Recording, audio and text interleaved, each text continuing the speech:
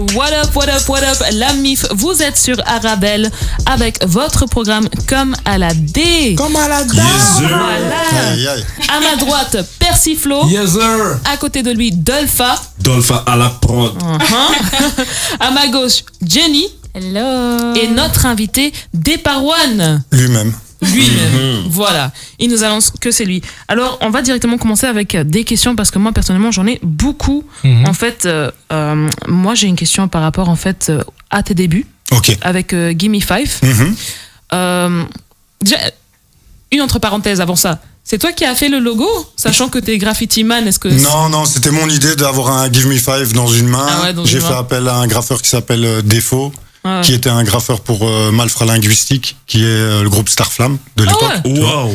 Et il m'a fait un logo BIC, parce qu'il n'en touche pas une en informatique. Il m'a rendu ça, je l'ai vectorisé chez un ami. On a rajouté le cercle, la typo avec le give, et puis c'est parti. Ah ouais, génial. Hein. Bon, ça, c'était pas ma vraie question, mais j'étais Vas-y. Cadeau. C'était pour la curieuse. postérité. Merci. Merci pour l'info, du coup. En fait, moi, ma question, en fait, c'était quels sont, en fait, les obstacles qui se sont posés sur ton chemin quand t'as commencé Give Me Five, en fait, sachant qu'en fait, c'était quand même quelque chose de pas mal nouveau. Ouais, c'était assez nouveau, surtout au niveau du web, de mettre en avant des artistes sur des instrus dans des magasins, essayer de faire de la pub en même temps pour le magasin. C'était des petits concepts que j'avais lancés au début.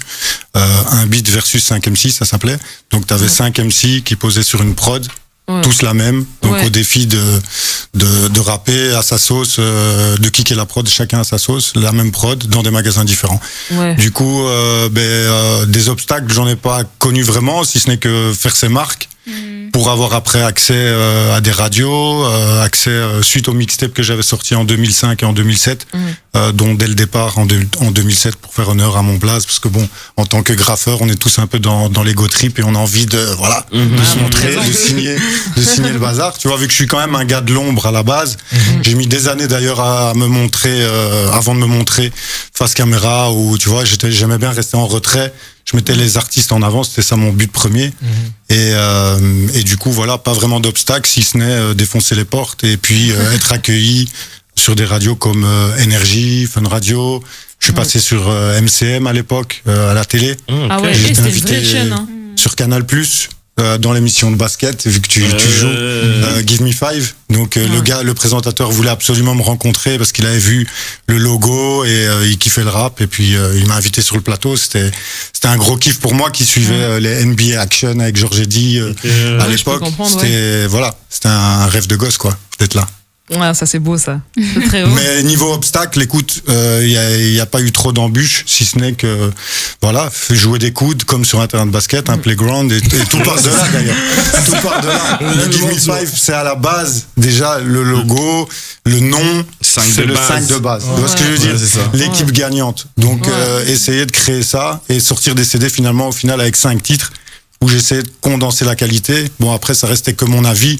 Tout reste subjectif. C'était une sélection de ma part, vu que j'étais le cerveau du bazar et que j'ai jamais voulu être subsidié. J'ai toujours voulu faire les choses par toi-même. Voilà, par moi-même, self-made, et ne devoir rien à personne. Parce que en cas de réussite, on va te dire, oui, mais c'est grâce à moi. Et en cas de chute, on va te dire, mais putain, tu t'es planté et j'ai mis de l'oseille là-dedans, tu vois. Donc non, pas de subside pour moi. Non, merci. Oui, l'indépendance, c'est toujours très... c'est mieux. C'est plus dur, ça peut être plus lent, mais au final, voilà. On n'est jamais mieux servi que par soi-même. Effectivement, Exact. effectivement. Moi, j'ai grave kiffé la réponse. Je vais me baser sur ça pour le reste de ma vie. Non, mais du coup, c'est quoi tes motivations de commencer Give Me Five? Enfin, au tout début. Au tout début? Ouais. Et à quel âge t'as commencé? Enfin, à quel âge le projet aussi, il est né dans ta tête aussi? Mais donc en 95, je suis arrivé dans le milieu du graffiti. Wow. Graffiti, hein. Donc Vandal, machin, tout ça. J'avais Puis 3 ans. Je venais de mettre... le doyen. Et donc en 95, j'ai commencé ça. J'ai évolué là-dedans pendant plus ou moins 10 ans. Et puis les choses ont fait que j'ai une situation professionnelle qui a changé, un gros tournant dans ma vie. Je suis devenu chauffeur de tram.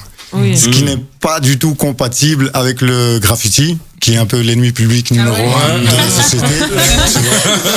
Donc j'ai dû me dire, bon, le hip-hop, c'est ma passion. Je vis hip-hop depuis 10 ans maintenant.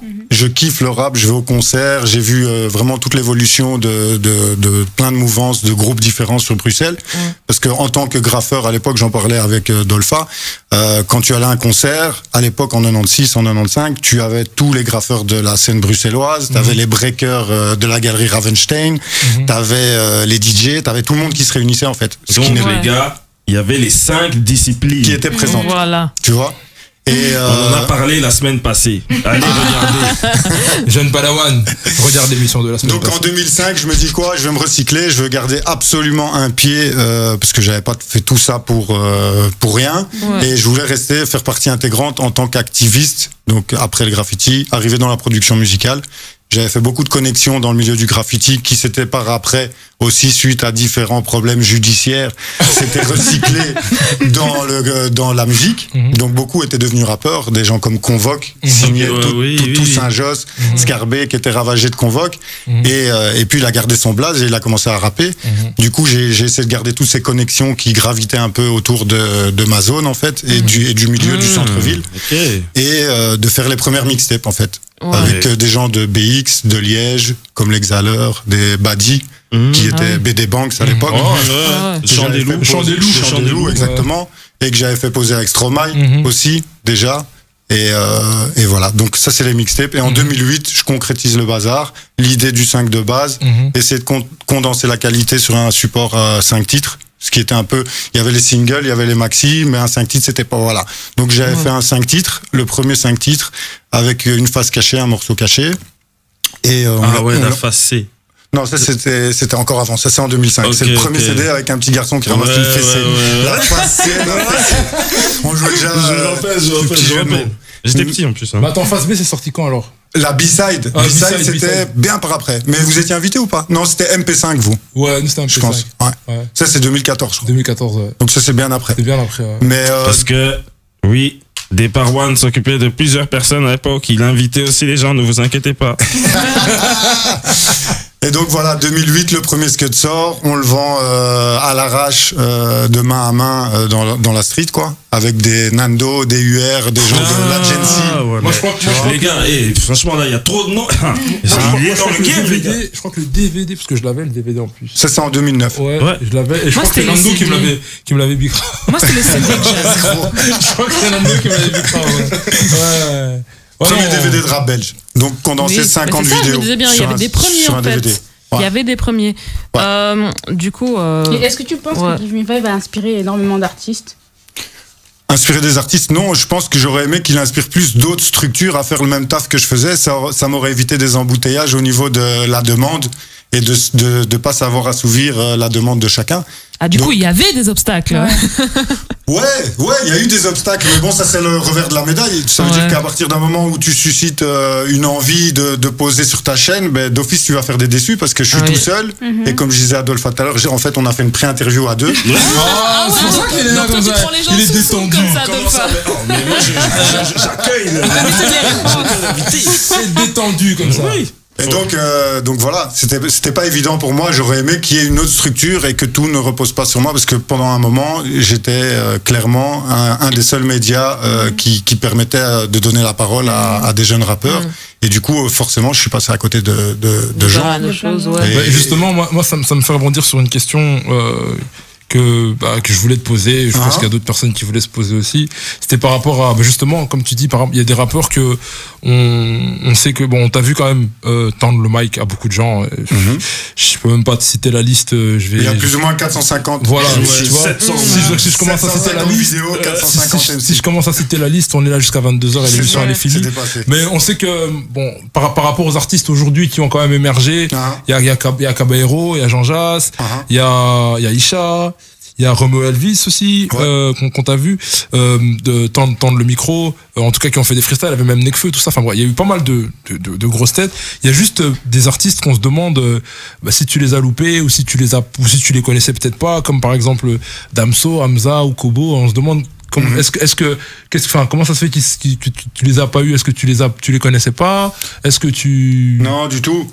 C'est une période, comme j'expliquais à votre confrère tout à l'heure. En fait, lui, c'est tout, mais il a... Tu as foutu une interview en l'air, toi. En fait, ça s'est passé vers 2015. Il y a eu un gros souci de santé au niveau de ma daronne.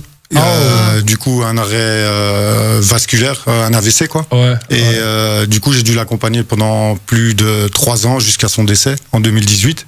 Donc gros coup de la vie. Nos condoléances. Du coup, je me suis mis un peu en retraite, t'as vu, par rapport au mouvement, par rapport à la scène belge surtout. Comme t'as dit, avec les freestyles, Nekfeu, tout ça, j'ai eu un gros engouement en France. Beaucoup de gens qui m'ont sollicité pour participer à mes concepts, dont la fameuse poignée de punchline que j'ai commencé en 2013. Ce qui tombait bien dans le sens où je travaillais à distance avec les artistes qui m'envoyaient leurs vidéos. Je mettais l'intro, je postais sur ma chaîne. Ah, carrément. C'est un très bon système, ça. Donc j'ai eu cette confiance, donc les gens m'ont accordé cette confiance de travailler carrément la vidéo pour me la donner un produit fini et moi de la poster. Du coup, c'était vraiment devenu pas une plaque tournante, mais on pouvait, c'était un moyen de diffusion. Voilà, c'est ça. Distribution. Contrairement à d'autres labels qui demandaient parfois même de l'argent pour diffuser, je n'ai jamais demandé un franc, tu vois ce que je veux dire, pour diffuser du moins. Et du coup, je me suis reposé sur ces acquis pendant toute cette période où j'ai dû faire un choix qui était très vite fait ou très vite répondu, comme dirait l'autre star du web là, le gars là. La question est très vite répondue. La question est très vite répondue. Voilà. Toi aussi, tu en as marre de le gars en costume là. Du coup, voilà, je me suis posé là-dessus et pendant cette période sombre, il y a pas mal de gens qui ont émergé. J'ai eu l'équipe de Hamza qui m'a contacté à l'époque, qui était donc Moussa, Shotgun et Dakoz, exactement, Pat, dont j'étais l'éducateur à l'école, pour te situer un peu, tu vois. Il m'appelait monsieur, mais j'avais mes Clarks bouteilles dans la cour de récré. Donc voilà. Et j'ai écouté tout l'album avant qu'il sorte le clip Million, je pense. Tu vois, donc H24. Ouais, je pense que c'est le premier projet. Non, c'est H24, hein. Non, Million était dans Recto Verso. Voilà. Et après, il a repris, il a sorti juste avant H24. Et je sais pas s'il a remis dans H24. Alors, donc c'était dans Recto Verso, simplement. Ouais. Bref, ils m'ont invité au studio. On a fait une grosse écoute. Du coup, grâce à Christian et mon beau-frère aussi. nous a fait savoir que c'était pour l'album H24. Voilà, c'était H24. Parce qu'il avait repris Million. Merci la régie. Merci la régie. Merci Chris. Grosse dédicace à mon beau-frère Mounir, Moonlight, poteau à Christian. Et du coup, c'est eux qui m'ont dit, va voir ce gars-là et tout. Il y a quelque chose et tout. J'ai écouté, j'ai pris des claques. C'était monstrueux. C'était quelque chose avant-gardiste. C'était quelque chose d'osé. C'était quelque chose de puissant.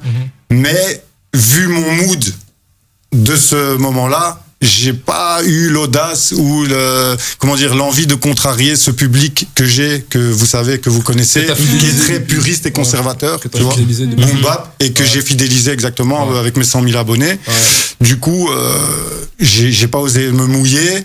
On était arrivé sur un deal peut-être avec Million qui collait plus à l'image quand même de la chaîne, qui était moins chanté, moins vocodeur, tout ça. Puis ça s'est pas fait.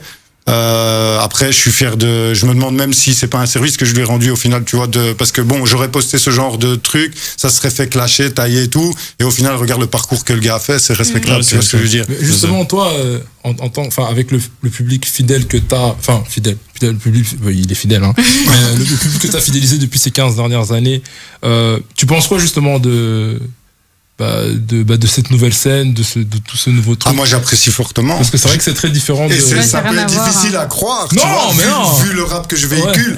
Mais moi je kiffe toute la nouvelle génération, je kiffe ce qui se fait en France, je kiffe des Gambi, je kiffe des Freeze Corleone plus particulièrement parce que au-delà de la nouvelle on se comprend. Il y a des références. Mais il écrit. Le gars est très jeune. Le gars me parle de ma génération. Tu vois ce que je veux dire? Et souvent, les gens de votre génération, ils le kiffent bien. De ouf. Parce qu'il a les codes. Beaucoup de gens d'accord. Il a les codes. T'as vu, il y a qui dans son album? Il y a Despo, il y a Alpha 120. Tu vois, je veux dire, toutes ces personnes-là, ils ont les codes. Grave. Mais c'est ça que disait Alpha 520. Bon, il critiquait un peu tout le monde, ils disant arrêtez de faire de Zumba et tout. Mais on comprend ce qu'il veut dire parce qu'effectivement, un Freeze, je pense que son succès, Il vient parce que il est venu de manière authentique. Ouais. Et quand tu regardes aussi ses anciens projets, c'est comme ça, tu vois. Ouais, clairement. C'est le même. Mais en fait, c'est un peu. C'est juste le temps était bon pour lui. C'est une nouvelle forme de hip-hop, je pense, dans le sens où c'est juste le support qui change. C'est de la drill. Mais je veux dire, les codes, la technique, le flow, les lyrics, les thèmes abordés, l'engagement très politique. Tu vois, nous, la semaine passée, Jeune Padawan, on a refait une émission, on parlait de New York, où on reparlait de ces bases-là, de Grandmaster Flash, de Public Enemy, de DJ Premier, de tous ces gens-là, en fait, qui avaient, non, mais comme tu dis, DJ Premier, justement, il bossait avec des artistes qui avaient du contenu. Justement, et c'est ça, c'est le point précis que je vous ai dit. Il choisissait ses artistes par rapport à la voix, au timbre, mais par rapport à ce qu'il dit, au message. Effectivement, il y a des gens qui sont absolument capables de choisir ça, mais je pense qu'on va en reparler dans quelques minutes. Là, je vais quand même lancer un petit instant de pause pour nous tous, comme ça on peut se préparer à la suite de cette partie numéro 2 avec Deparwan. Ah, c'est feeling de Secret Connect. What up, l'ami? Vous êtes toujours sur Arabelle avec votre programme Comme à la D. Comme à la D. Nous sommes avec Deparwan, le fondateur de Give Me Five. Voilà.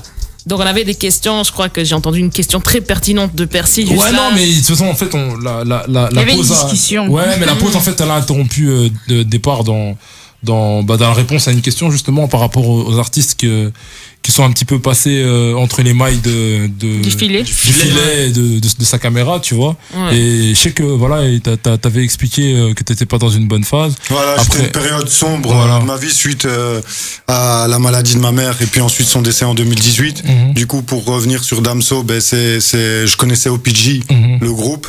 Damso, après il m'a fait apprendre que Gwen Weda, qui faisait les vidéos freestyle porte ouverte là dans le garage, dont j'avais découvert Crazy à l'époque. Toi, t'étais passé aussi, non? Non, c'était pas passé, mais il y avait Panique était passé, et j'ai rappelé Damso, frère. Tu vois ce que je veux dire? Damso aussi, il est passé. Ouais, Damso c'était passé dans moi aussi, j'étais passé aussi. Tu vois? En fait, tout le monde était passé, c'est vrai. Ouais, dans le garage. Oui, d'accord, Et du coup, cette période-là, où je me suis mis un peu en retrait, j'étais moins donc dans le besoin de venir vers les rappeurs belges, vu que j'avais beaucoup de Français qui étaient en demande, des Suisses et des Québécois, tu vois. Donc je me suis diversifié et élargi sur le territoire francophone avec les poignées de punchline. Et de là, voilà, je suis passé à côté de certains trucs. Et le Kobo en question, je l'ai découvert la première fois à Rentre dans le Cercle, où j'étais intervenant en tant qu'invité chez Fianso, tu vois. Il y avait des DK qui étaient là aussi. Des DK, moi, Max Dour, Back in the Days. Comme jury, il y avait Prinsley, je pense. Et il y avait un autre compositeur en plus, je pense. C'était chez Street Fab ou... Non, moi je me rappelle de qui avait rappé, mais je me rappelle plus de tout de qui. Je sais qu'il y avait des jurys, je sais qu'il y avait des personnes qui étaient là assis à une table. Ça c'était moi, Dédiqué et Max Dour. Moi je t'ai vu toi. On était un peu sur la scène botanique. Du coup, moi, la question en fait, ce serait en 25 ans de carrière, du coup, le changement du hip-hop de quand toi t'as commencé et celui qu'il est aujourd'hui, en fait. Est-ce qu'il y a un truc qui t'a marqué, en fait? Par exemple, question flow, question technique et question même, peut-être qu'il y a un artiste qui t'a vraiment marqué, qui est resté, en fait...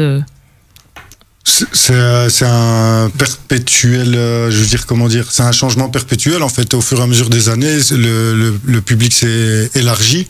Donc, de par la diversité du rap qu'on propose, tu vois, t'as le rap de Yankee, t'as le rap de Gangster, t'as le rap comique, tu vois, que James Dino a rapporté à un moment, les blancs ne savent pas danser, tu vois, du rap rigolo, du rap gentil, du rap de la drill, de la trap, tu vois. C'est tellement diversifié que du coup, t'as eu des auditeurs qui se sont rajoutés, et que ça fait la musique qui est la plus vendue au monde. Ouais, il y en a pour tout le monde, du coup. Voilà, il y en a pour beaucoup plus. Alors qu'à l'époque, à mon époque, on était plus dans la case boom bap. Donc le rap que moi je véhicule sur ma chaîne essentiellement, et du coup du rap à texte, rap des belles plumes, et on était plus moralisateur comme on disait tout à l'heure. Et donc voilà, tu vois. Mais du coup, positivement, je veux dire, c'est de l'entertainment, donc les gens, on en parlait encore tout à l'heure, sur Facebook, les gens, tu sais, tu scrolles, tu vois de la dépression, tu vois des guerres, tu vois du Covid, tu vois, t'as envie de te divertir, t'as envie de t'évader, tu vois, et les gens maintenant, avec le rap, dansent. Tu vas au concert de rap, il y a des meufs au premier rang, chose qui n'existait pas en 1995. Ouais, clairement pas. C'est vrai. Là, on se regardait, premier qui bouge, on se tape, tu vois. Ça n'avait rien à voir. Ça n'avait rien à voir. Donc maintenant, il y a un public féminin, les meufs connaissent les paroles, ça danse, il n'y a pas de complexe, c'est du rap décomplexé, en fait. Tu vois. Et c'est, pour moi, très, très plaisant. Et j'écoute énormément de sons de la nouvelle, quoi, de la nouvelle école. Est-ce qu'il y a un artiste qui t'a marqué, du coup? Elle a répondu avec sa question. Ah ouais. Moi, je veux savoir. Je crois qu'il y en a beaucoup. Il y en a plein. Et je veux dire un petit scoop pour l'émission, tu vois. Genre, même un Jul qui a été pendant des mois, des années, la risée du web avec, pour certains, hein, attention, hein, moi je le respecte, tu vois ce que je veux dire. Mais voilà, plein de sons, tu vois, on s'est moqué de lui, du vocodeur, machin, tout ça.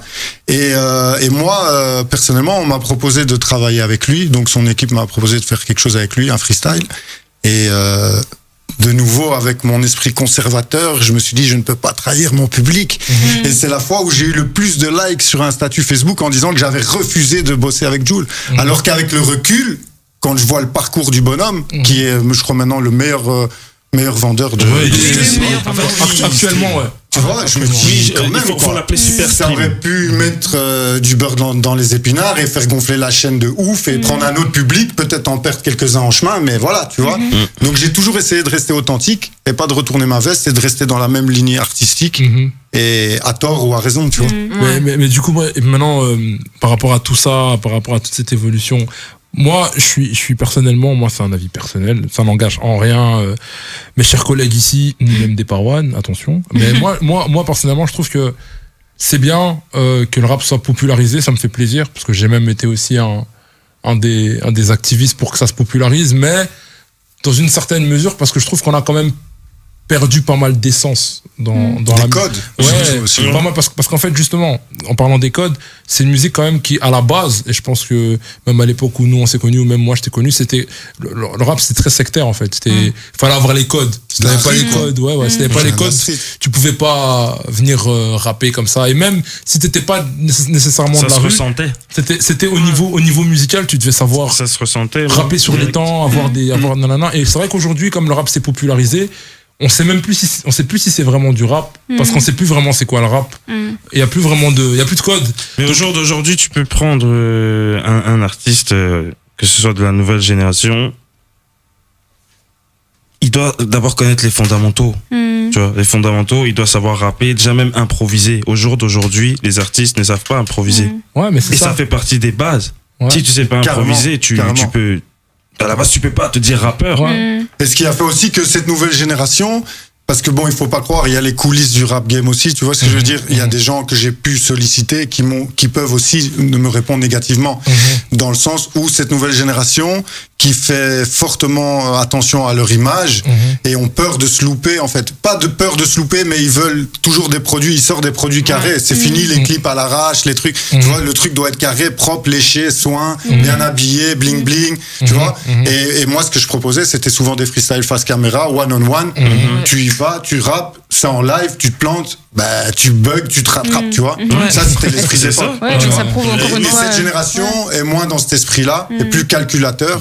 Tout simplement, quand tu vas dans les émissions de freestyle, excuse-moi, juste quand tu vas dans les émissions de freestyle, tu vois qu'ils rappent avec le... Ah, ça, t'allais dire, qui rappent en lisant leur texte, Vous les voyez comme ça, c'est pas qu'ils regardent un truc de fou. Ils lisent son texte. Mais comment tu peux faire ça une interprétation, une représentation. Comment tu vas prendre ton téléphone, t'es là comme ça, Zoba, dis-le, ça doit être dans ta tête. Bon. Ils essayent, mais bon, c'est vrai que, il y a quand même j'ai juste une des question choses à rattraper, quoi. Pour départ, mais du coup, avec tout ce qui se passe et par rapport à ton authenticité, comment est-ce que tu vois l'évolution de Give Me 5? L'évolution de Give Me 5, je crois que je vais toujours essayer de rester à tenir ma ligne de conduite, mais 2021 quand même pour moi, donc là 2018 le décès, 2 ans de deuil, je recommence à remonter à la surface et j'ai une forte envie de m'élargir et de proposer à mes abonnés, quitte à en perdre quelques-uns, qui mangent ce que je leur prépare, tu vois, dans la cuisine. Oui, shout-out à Caris. Si tu vois ce que je veux dire, jeune Padawan. Donc voilà, non, essayer mais tout en restant authentique dans genre un freeze où tu vois des gens qui restent engagés, qu'il y a quelque chose derrière et que ça kick. Moi, tant que ça kick, ça me parle, tu vois. Bah voilà, jeune Padawan, si tu veux passer sur Give Me 5, faut kicker, tu sais qu'est-ce qu'il te reste à faire. Entraîne-toi dans ta salle de bain devant le miroir, improvise des verres, improvise, et puis après tu envoies un message à des parois, tu dis que tu es prêt. Du coup, franchement, sachant que voilà, t'as eu ce dip, on va dire, tu reviens, pour moi, je crois que c'était quand même assez clair qu'il y avait pas mal de gens qui t'attendaient, mais est-ce que toi, tu t'attendais à ce que ça devienne aussi grand, en fait, quand t'as commencé Give Me 5? Franchement, c'est à partir du moment où j'ai mis en connexion les rappeurs français donc qui venaient chez nous faire des concerts, tu vois, et qu'on faisait des freestyles mélangés, regroupés, tu vois, donc genre j'avais pris Gars de chez toi avec le Crazy, le boy Crazy B, que j'avais mis avec Gizmo de l'entourage, le gros freestyle légendaire que je considère comme légendaire avec Nekfeu, James Dino, Rizla, Dlasmala, Caballero, Jean Jass et Alpha One, qui a fait le plus gros score de tous mes freestyles. C'était spontané, c'est des freestyles, tu veux les faire, tu essayerais de les faire, tu n'arriverais pas à les faire en fait. C'était tellement spontané, on a balancé la prod, il n'y a pas de bafouillage, ça s'est fait en une traite, c'est du one shot. Et c'est des moments mythiques. J'ai eu des Nesbill après en freestyle rap français pur dur. J'ai eu Youssoufa avec Badi, avec Mike Moore, tous des gens que j'ai essayé de mettre en avant pour que la lumière vienne sur eux à travers un rappeur français qui a déjà son public, tu vois. Donc c'était essayer d'attirer le public du rappeur français vers les rappeurs belges. Et Tyronix qui était arrivé en retard à ce fameux freestyle avec Gizmo. Pollux. Ah, Tyrone. Dégoûté, franchement. Toujours, voilà. C'était une époque où il dormait tard. Donc voilà, c'est là que ça a monté au niveau des abonnés, c'est là que les gens ont commencé à suivre de plus en plus, puis les grosses poignées de punchline avec des rappeurs français qui du jour au lendemain ont eu beaucoup de concerts grâce à ça, des demi-portions qui restent authentiques dans la lignée artistique de ce que je propose, tu vois, et qui continuent à remplir des salles, à vendre des scuds de manière à l'échelle indépendante, sans péter des scores incroyables, mais sur la durée, tu vois. Et ça, pour moi, c'était un kiff de prendre tous ces gens du rap indépendant, des Suivgad, des Furax, Barberousse, enfin des gens vraiment qui ont une plume et qui sont respectés et qui ont fait connaître aussi les concepts. Du coup, m'attendre à ce que ça soit aussi grand, non, on n'est jamais prêt en fait. On continue, on rame.